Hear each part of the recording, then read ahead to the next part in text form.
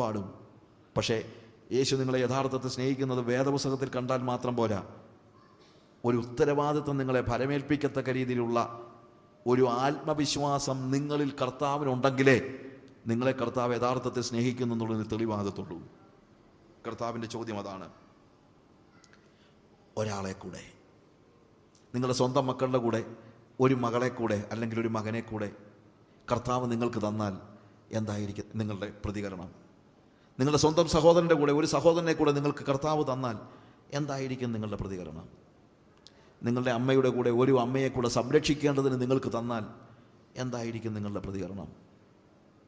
ഒരു കുഞ്ഞിനെ കൂടെ നിങ്ങളുടെ ഭവനത്തിലേക്ക് കർത്താവ്, ഒരു അനാഥനായ ആരും നോക്കാനില്ലാത്തൊരു കുഞ്ഞിനെ കൂടെ നിങ്ങളുടെ ഭവനത്തിലേക്ക് തന്നാൽ എന്തായിരിക്കും നിങ്ങളുടെ പ്രതികരണം?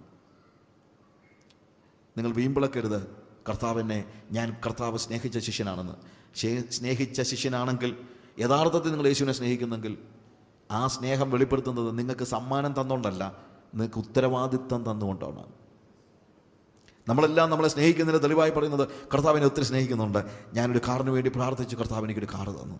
കർത്താവിനെ ഒത്തിരി സ്നേഹിക്കുന്നുണ്ട്, ഞാനൊരു ഭവനത്തിന് വേണ്ടി ഒത്തിരി കാലമായി പ്രാർത്ഥിച്ചുകൊണ്ടിരിക്കുകയായിരുന്നു, കർത്താവ് എനിക്കൊരു ഭവനം തന്നു. ഇതൊക്കെയാണ് നമ്മുടെ സാക്ഷ്യം. പക്ഷേ നമ്മൾ പറയുമോ, കർത്താവിനെ ഒത്തിരി സ്നേഹിക്കുന്നുണ്ട്, എനിക്ക് സംരക്ഷിക്കാൻ ഒരു അമ്മയെ കൂടെ കർത്താവ് തന്നു. കർത്താവിനെ ഒത്തിരി സ്നേഹിക്കുന്നുണ്ട്, ഒരു അനാഥയായ കുഞ്ഞിനെ കൂടെ എൻ്റെ ഭവനത്തിലേക്ക് കർത്താവ് എനിക്ക് സംരക്ഷിക്കാനായിട്ട് തന്നു. കർത്താവ് എന്നെ ഒരു ഉത്തരവാദിത്വം കൂടെ ഫലമേൽപ്പിച്ചു എന്ന് പറയുന്നതാണ് നമ്മുടെ സ്നേഹത്തിൻ്റെ പ്രതിഫലനം. യോഹന്നാൻ അതിൻ്റെ 19 അധ്യായത്തിന് 27 വാക്യത്തിൽ, ആ നാഴിക മുതൽ ശിഷ്യൻ അവളെ തൻ്റെ വീട്ടിൽ കൈക്കൊണ്ടു. യേശുവിൻ്റെ കോൺഫിഡൻസ് അസ്ഥാനത്തായില്ല. അന്ന് മടങ്ങിപ്പോകുന്നത് യോഹന്നാൻ തനിച്ചല്ല വീട്ടിലേക്ക്.